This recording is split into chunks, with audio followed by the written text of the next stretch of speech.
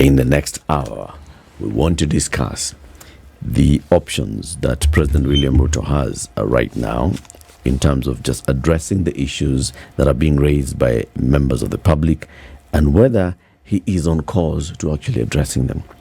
Kidi Mwaga is a member, you're a convener of the youth? Interparties Youth Forum. Interparties Youth Forum. Yes. And he also writes, opinion pieces here and there. Yesterday, a very good opinion piece was published in the Standard, and it was talking about the options. Yesterday, you were saying the president has lost the opportunity.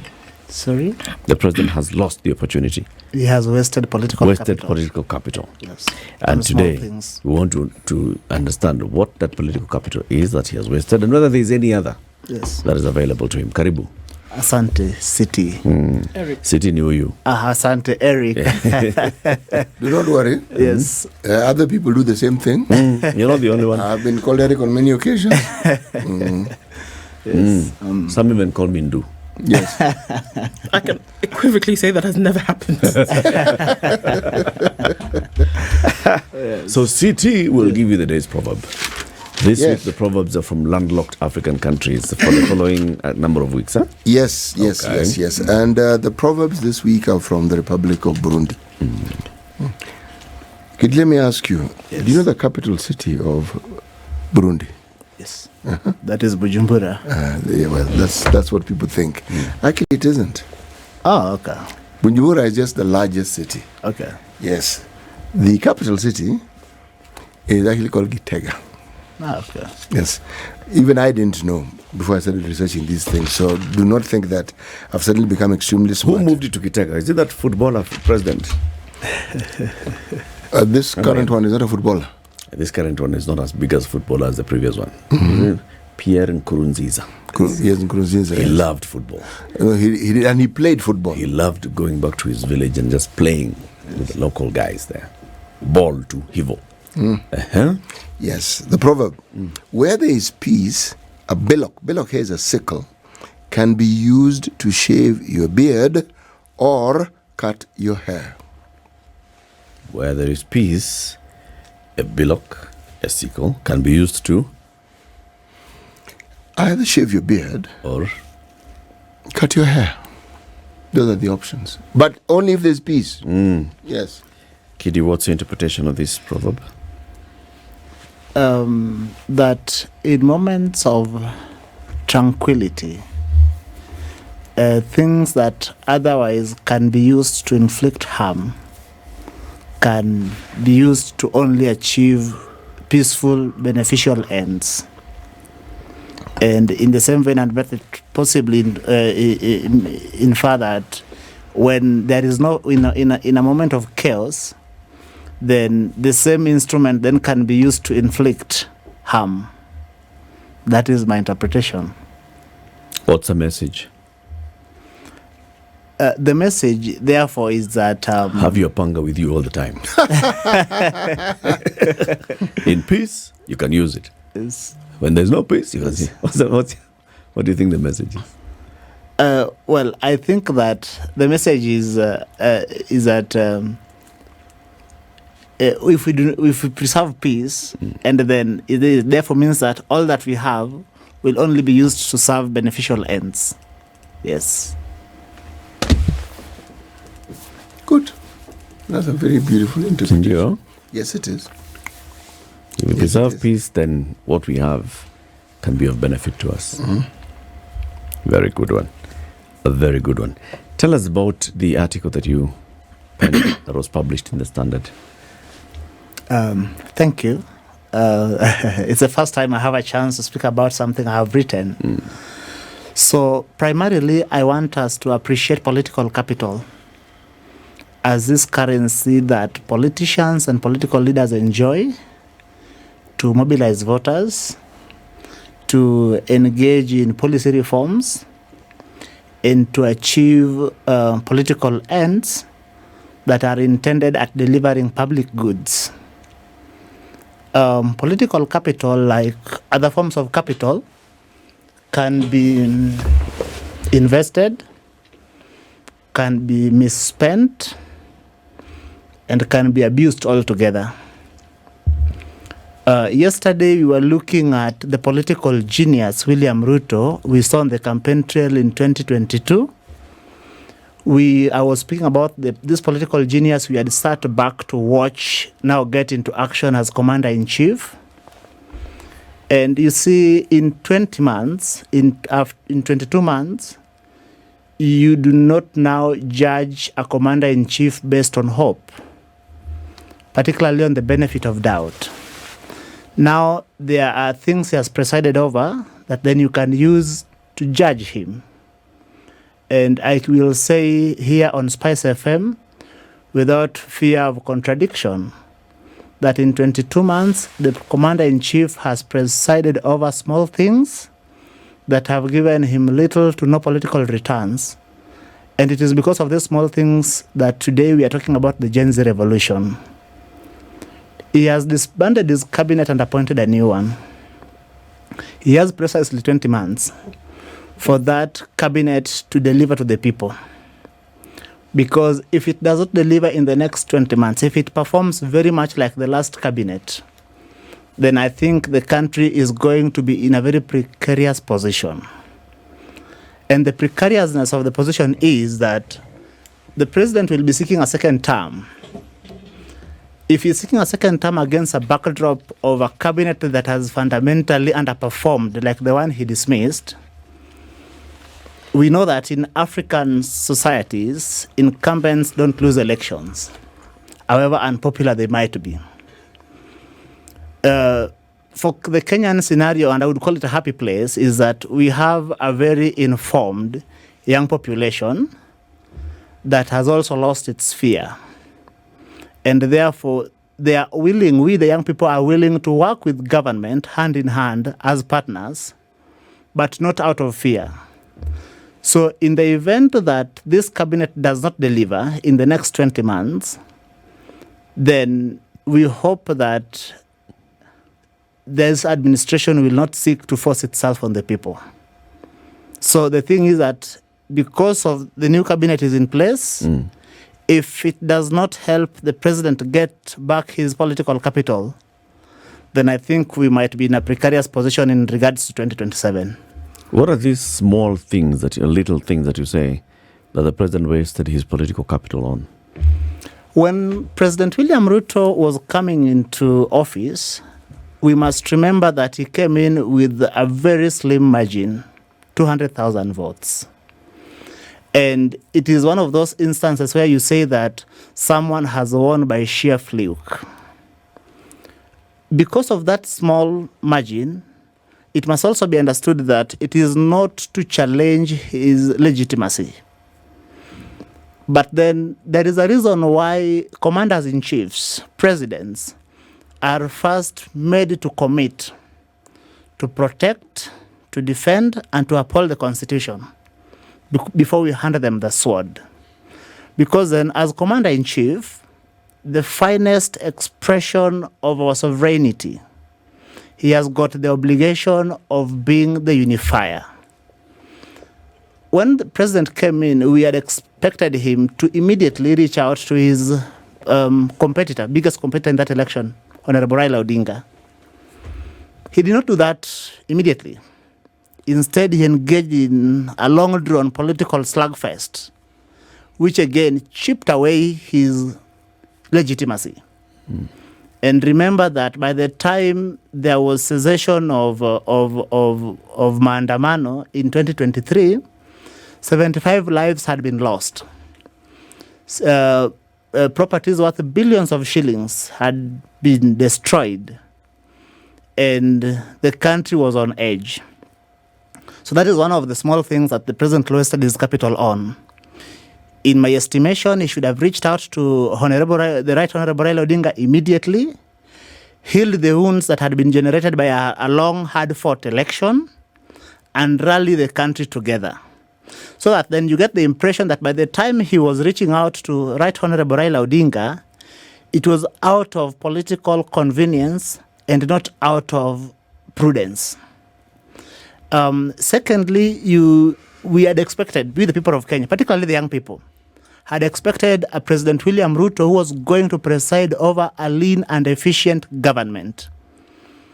What we saw immediately he was sworn in was everything far from a government that was lean and efficient. Remember, there was an attempt to introduce CAS, so that if it was not for the public-spirited litigation in this country, we today would have been saddled by CSS. What makes you think we are still not saddled with by CSS? Well, at least not least formally. not legally. At least not formally, not legally, so that even if we are saddled, then it could speak to the further duplicity of the political class. So then, remember, the Constitution says that we can have, as a small cabinet, has 14 members. When the president disbanded his cabinet, and for an administration that keeps talking about austerity, we had expected that the president would appoint a fundamentally lean cabinet that would be able to get the government done. Why am I keen on a lean government? Because then a lean government translates into a lower cost of administration or cost of government. So when he insists on the maximum allowed by the Constitution, then it also underscores the fact that the president is not keen on having a lean, efficient government. He still believes on bloated, expansive government, which is wasteful, as his chairman of the economic advisors told us, that all governments are fundamentally wasteful and corrupt. I do not know if Honorable Dr. Ndi was confirming that they are wasteful and corrupt to the core. Yes. So those are things that, in my estimation, and among other things, that the president has painfully wasted his political capital on. How can you get it back if it's necessary for him to have it to continue to govern? I think that his best chance is his cabinet. His best chance is his cabinet. Of course, as constituted now, still has certain doubts here and there. You get the impression that he has resorted to the same old patronage clientelistic considerations. But then there are two ways that a government gets its legitimacy. The first is that it gets its legitimacy through the ballot, the same way William Ruto got it when he garnered 7.1 million votes. The second is when the government is big on its infrastructural power as opposed to its despotic power. The infrastructural power is when a government is able to deliver the public goods. Citizens are secure in the streets. Bandits don't shoot people for sport. Elected leaders are not killed in their own country. Businesses are able to function in an environment where they are not threatened by a tax code that is neither compassionate nor intelligent. And the children are able to go to school and get proper education for both their hearts and minds. And when you fall sick, you can go to hospital and get proper medical care. When the government does not deliver on those regards, I'm afraid it might be unable to get back its political capital. You know, there's, I like what you're saying and the way you're presenting it. It's very polite. But something I just want to mention. Polite.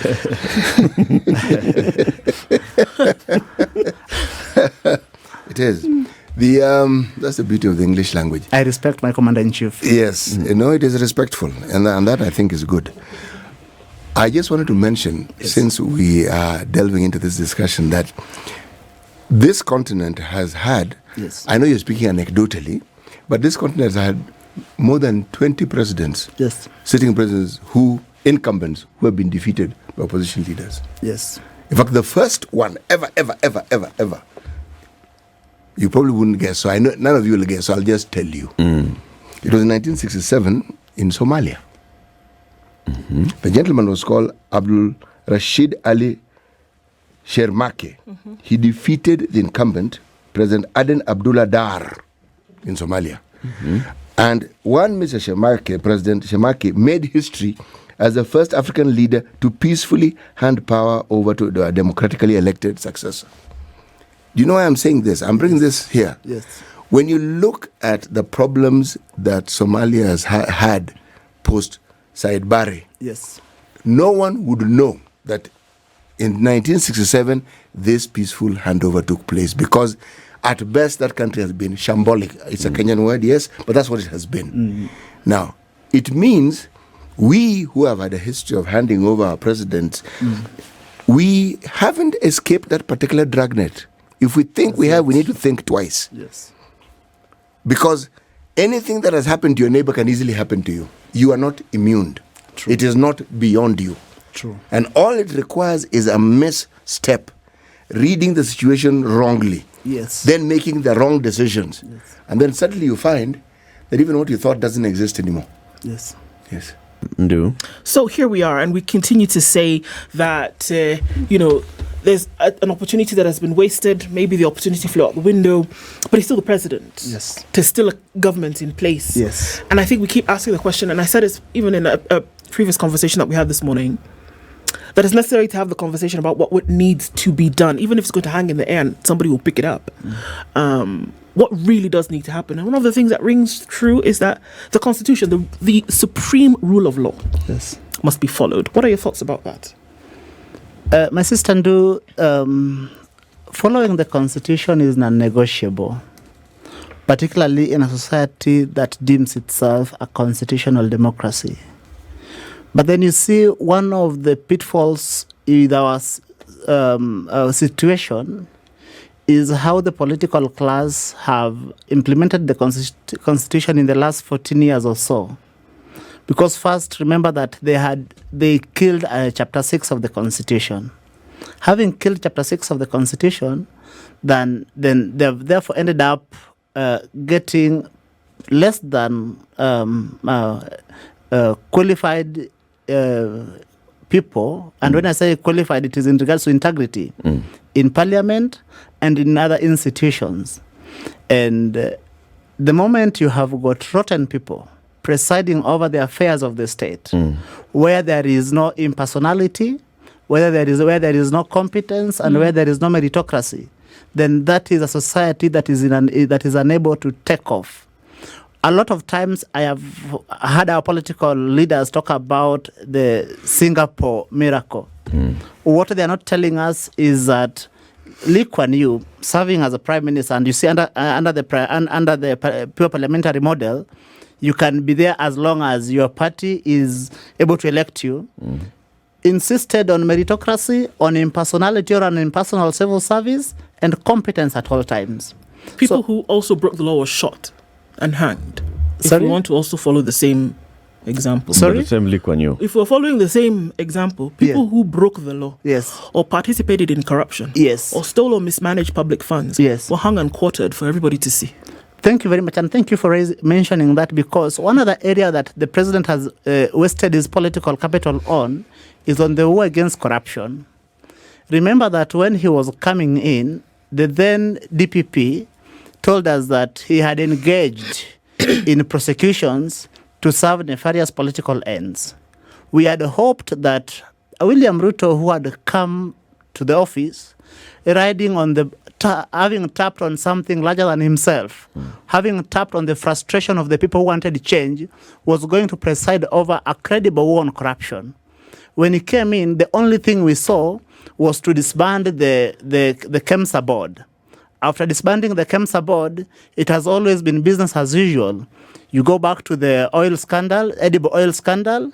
You see how he shot himself in the foot with the fertilizer scandal, and a lot of these other scandals that, sometimes have not found their way into the front pages. Look at the airport conversation. Again, they are saying that they can't sell a strategic asset, but then the Constitution provides that information should be provided. The manner in which the people of Kenya got to know about this is through a whistleblower. If they were genuine, that they have done right by the people of Kenya, we would have seen, or should have seen already, this deal made public so that people of Kenya can scrutinize it. It has still not been made public. Why is that so? Remember that we have not had a chance to look at the deal about the SGR. There is conversations that you want to lend credence to, that chances are that we no longer have the control of the port of Mombasa. So it is incumbent upon this administration to make sure that it does not shoot itself in the foot, that these are things that it gives the people of Kenya to, if not for anything else, then to assure them that they have got a responsible people manning the affairs of this country. Thank you. Sometimes I look at our president. Yes. And I see a man who genuinely wanted to not only be in touch with his people, yes, but to be in touch with their needs. Yes. And to be able to so eloquently speak about these problems, yes, and to identify them and create a narrative around them, it can't be any other way than that he actually understood it. Yes. But the politics of Kenya has an interesting twist to everything that you say that is supposed to talk about and bring about change and development. Yes. It's called the competing interest. Yes. There's always a competing interest. Yes. Leaders speak about wanting to help people, but is that is at the foremost of their speech? Yes. Mm-hmm. But what is their foremost desire? Yes. The handshakes in this country have been wonderful because they have ensured that where we may have gotten to a precipice and we may have fallen over the cliff, we've been held back, but we have to ask at what cost? Very good. I can't put a price tag to peace, and I cannot. But I must ask. At what cost? Because there has been a cost to us. This thing we call peace. Okay? Yes. And because we love this peace and we want it, anything that we have seen in the past few weeks, which has represented disruption, not just change, yes, disruption. Yes. Because it's politicians who are active and probably elected who believe they are the harbingers of change. Yes. And in this case, they were caught flat-footed. Yes. So I am saying, by young people who could were they're not unable to politicians. stomach. They're just simple one-inchi. Yes, young people.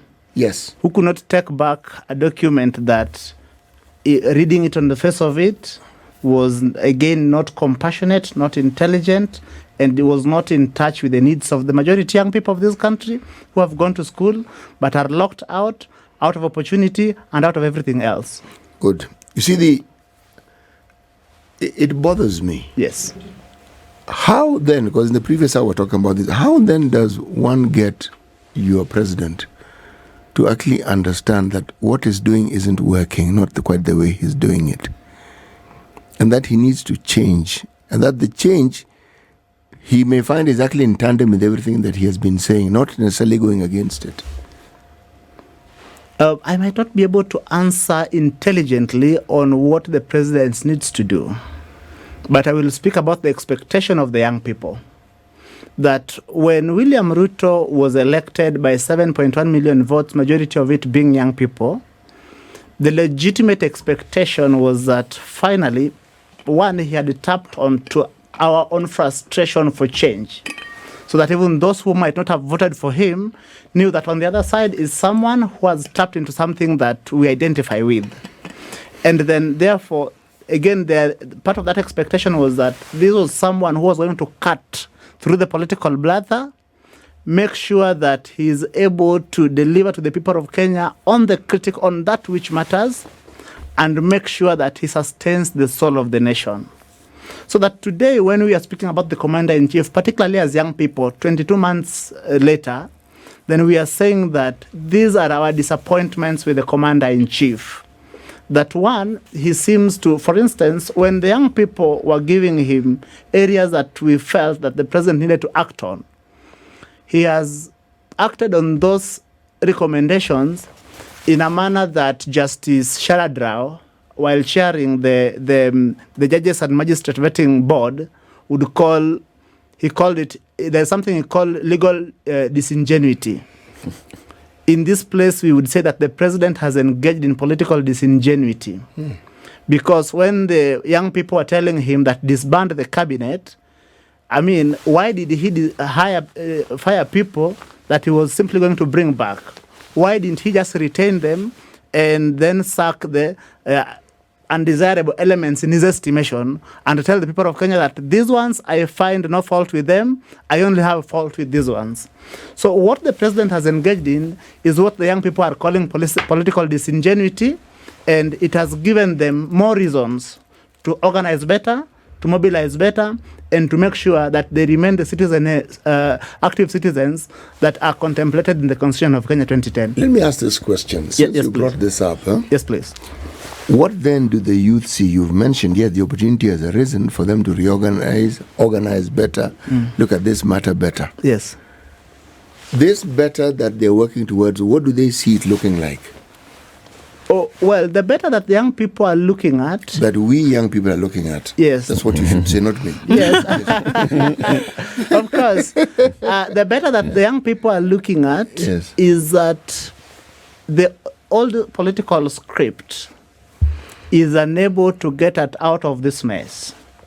A political script that seeks to tap into ethnicity, a political script that seeks to leverage on ethnic contempt and ethnic exceptionalism, a political script that leverages on patronage and clientelism.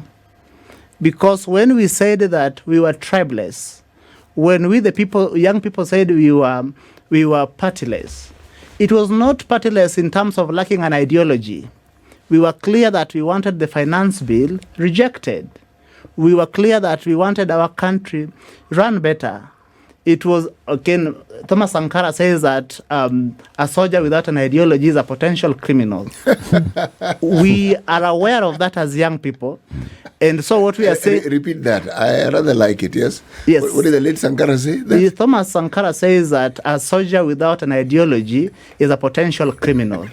Okay. As people who mobilized, we are sure and we are certain of what we want, the outcomes we want, and we are willing to push for them, not out of fear, but out of an understanding that this is our chance to give our fair share to our country. Do you think the active youth are a critical mass? I'm not asking about the youth population. Yes. That's clear. Yes. But the youth that are demanding this change that you talk about. Yes. The youth that are saying these things, do you think they're a critical mass? I will do you think there are many other youth who feel, we'd like change, but in a different way? I would answer in the affirmative that yes. And I will explain. That one, to disrupt a political order, you only need to get 5% of its population on the streets. So Kenya, with a 50 million people, you only need to get 5% of Kenya's population on the streets. And then you are able to disrupt it. Who came up with this equation? Look at the Orange Revolution happened in which country? Ukraine. In Ukraine. Look at the Orange Revolution and look at all other areas where revolutions have taken place, including places like... So a clear minority can actually disrupt the order for the greater majority? If it's sustained. It's not a flash in the pan kind of thing. Well... And so the minority can become dictatorial? Not dictatorial. What we are saying... A 5% coming out and agitating can actually disrupt what they're not getting a support of from the other 95%? If it's sustained, it's like Eric, I said, it cannot just be on a Tuesday afternoon and then you're gone. Is that not wrong? I'm wondering. I'm just trying to understand. My sustainability. 95% are not coming out. Not necessarily. They don't want the disruption. Eric, the point you make, arguably, is again logical, but consider principles like the 20-80 principle. Okay, this 5% may represent those who are willing to actually go out. Yes, but it doesn't mean they don't represent those who haven't gone out. Okay. Yes. Thank you for the very intelligent intervention. How can you tell? Yes. How would you tell that the 5% are, the tip of the iceberg? That there's a larger population that supports this 5%, and that these 5% are actually not the disruptors who are coming to shift against what the majority would want. Let me give the example of using 10%. Huh? If there are 10 people and you say 10% is one person, doesn't really mean it's 9 against 1 and you'll get lost. Okay? But as you keep going... If the one is very loud... it can be loud. 2 of these people, so that 7% remain only you 2%, remove that guy, making too much noise. I'm simply... if you increase the numbers, you suddenly realize that one becomes 10 when you're talking about 100. When you're talking about 1,000, becomes 100. Now, 100 people are many people. Okay? If you get to 10,000, talk about 1,000 people. Those are very many people. Yes. They are still a minority. They're 10%. Yes, they are. But I am talking about, one, the optics, and I'm talking about the effect. If you find, say, 100 people stand in the middle of the road, you won't see 100. You'll see many people. Of course. Yes. Even if you see 10, you'll wonder, 10. I'm simply saying it's the effect of it. Eric, I must remind you that change throughout the course of history has not been effected by the many. It has always come through the hands of the minority few, committed and willing to give up. It is people like Rosa Parks refusing to give up their bus seat that then is able to set in motion what is called Montgomery bus strike of 1956 that takes us to the signing of the Civil Rights Act in 1964 by President Lyndon Baines Johnson. I mean, the usual organizing model in this country has always delivered at best at the table of handshakes. And the table of handshakes has always operated in the ecosystem of political chicanery and political subterfuge. For instance, 2007, 2010, or 2012, we had an opportunity to fundamentally transform this country. But then that opportunity was missed because of political subterfuge. When we fought about half carpets and half breads, instead of fundamentally bringing in the change we had talked about. Look at Kibaki's state. And when I say the state, I mean the Ministry of Interior and that infrastructure of monopoly of violence donated to the state. How it disingenuously in 2013 repurposes a political contest of 2013 instead of the people of Kenya speaking about their issues. We ended up turning that election into a referendum about the ICC. So that those are the things that would happen to us if we still stick to the same organizing model that have been perfected from, say, YK92 to the YK92s that we've had to date. We are saying enough. And we are right now, we think that time has changed, so must we. We think that young people working together and coming together in the interest of this country, that we have a real chance at making sure that we align this country to its highest ideals. The cost notwithstanding. Back to my question. Yes. How do we know that the youth that have come out in the last 6 weeks on the streets of Nairobi and other major towns and cities in the country, that they actually speak for the majority? How do we know that they do that? Well, I'm saying that, juxtaposing it with what clearly seems to be the response from the political class, that they still have the numbers. That many of the other population and the youth in other parts of the country do not buy what these urban youths have been doing. Again, remember that these protests took place in almost 40 counties across the Republic. It was one of those instances where you say that the protest was spontaneous. I know you remember the spontaneous response to protest in regards to because I know you reported the 208 violence, when politicians were saying they were mobilized and others were saying it was spontaneous. It was spontaneous mobilization. Well, there was genuine anger, my brother Eric, in part with the finance bill. If you go to on 10th of May, I think 10th of May, I wrote my first article on the finance bill. And in that finance bill, I had said that document, as it was without heart and mind.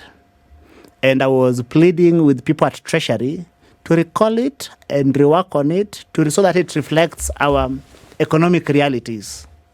One thing that has happened in the last 1 year since we enacted the Finance Bill 2023 is that many businesses, startups, and SMEs have gone belly up on account of Finance Bill 2023. The net effect is that there has been higher job losses. The tax bracket has shrunk, and that is part of why government was able to miss its revenue targets in 2023. Finance Bill 2024 was introducing almost 200 new taxes on households. Its net effect is that it was going to further shrink the tax bracket for the government. It was going to heighten job losses. And so, again, I think on June 4th, I wrote the second article on the finance bill, where I said that this finance bill, if implemented as is, it is going to kill the vision bearers with the courage to create the opportunities of tomorrow. It is in that week, I think on Wednesday, because I write every Monday, it is in that week that we saw the PG in State House, and they made concessions, and I will say it on Spice, that part of those concessions were addressing some of the issues that the Interparties Youth Forum through the Convener addressed that week in that article. But then it is a scenario that you'd say that they were a day late and a dollar short. Because the public anger had built over time. So when young people were hitting the streets, they were a representation of even their peers who had not come out. They were with the blessings of their parents who, because of age and other things, were unable to come out. And so, as long as our cause is just, it does not matter how many people are on our side. We shall soldier on to make sure that we have a better country. Thank you. Does it matter how long it takes? Well, it doesn't matter really. What matters is that, number one, we conduct ourselves within the confines of the law, because we are also keen not to undermine the integrity of the forces we are engaged in.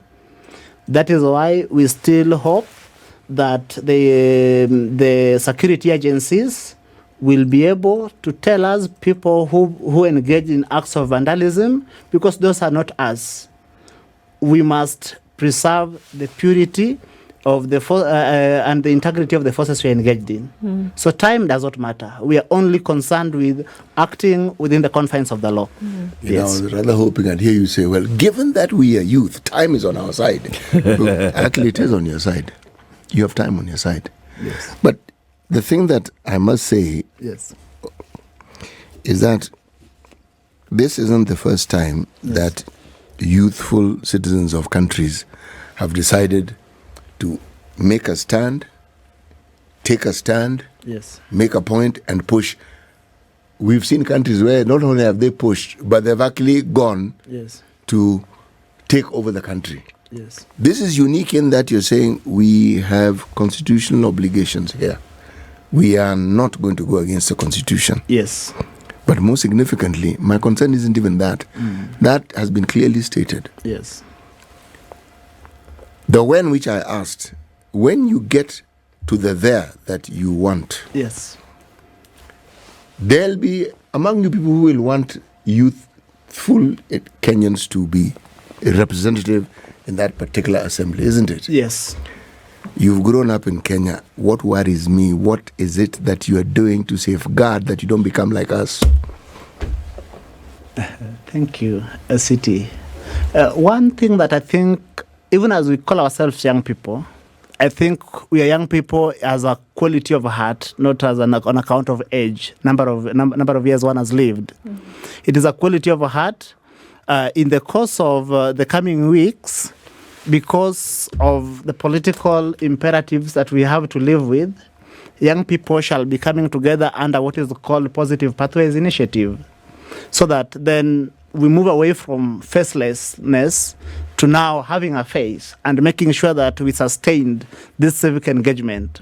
But as we are doing so, we shall keep reminding the people of Kenya that being young is a quality of heart and a quality of mind.